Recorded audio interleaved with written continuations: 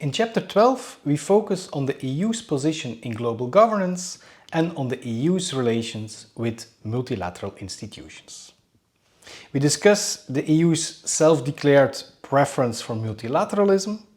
We describe the EU's legal status, internal coordination and external representation arrangements in international fora. We examine the participation of the EU in the United Nations, in international financial institutions such as the IMF and the World Bank, and in more informal systems of club governance such as the G7 and the G20. And finally, we also discuss the EU's position towards so-called competing multilateralisms in the Global South and the Asia-Pacific region.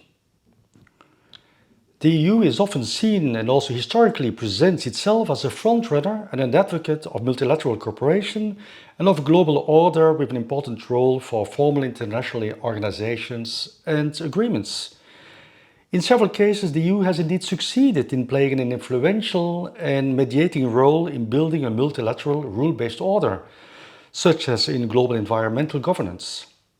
However, the EU's participation and effectiveness in international organizations is often hindered by several factors, such as external and also internal legal constraints, different views on coordination mechanisms and on the question who should take the lead, divergences in member states' preferences on the position the EU should defend, and obviously even divergences on the desirability of European unity and of a single European voice in international organizations. The EU's legal status and activities within multilateral organizations vary considerably. For instance, the EU is a full member of a limited number of international organizations, such as the World Trade Organization or the Food and Agriculture Organization, while it does not have formal membership in many other international organizations. However, even in these international organizations, the EU can play a major role. And there is also variation among different international organizations when it comes to the EU's negotiation arrangements. The EU has a unified negotiation arrangement with the European Commission and the World Trade Organization, but the EU plays a much less prominent role in the IMF and the World Bank, as a unified or single European representation in these cases is out of the question, and as even the coordination of positions is difficult in these international financial institutions. Looking at the United Nations, we see that the EU plays an important role in supporting and sustaining the UN, politically, discursively and also financially.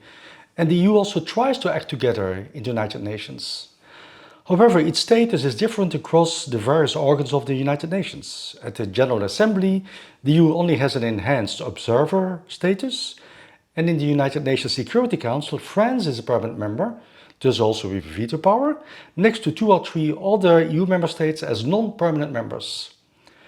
And although they coordinate or try to coordinate with each other, they serve at the Security Council in their national capacity, and thus not as representatives of the EU as such.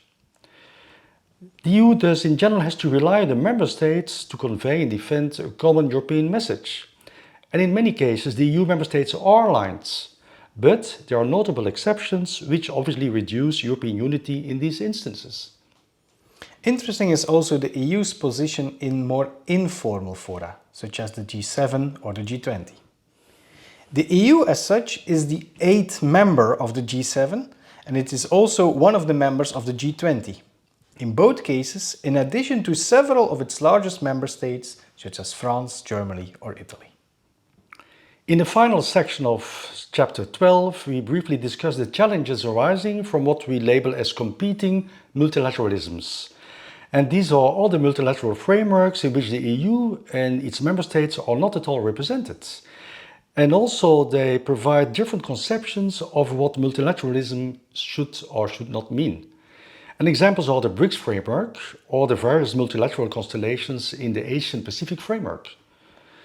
These competing multilateralisms reflect a general shift in the international balance of power, with a growing opposition against the so-called rules-based international order, which is basically based on rules that have been determined by Europe and the West, and also a growing role for China and other global and regional powers, as we discuss in Chapter 11 of our book.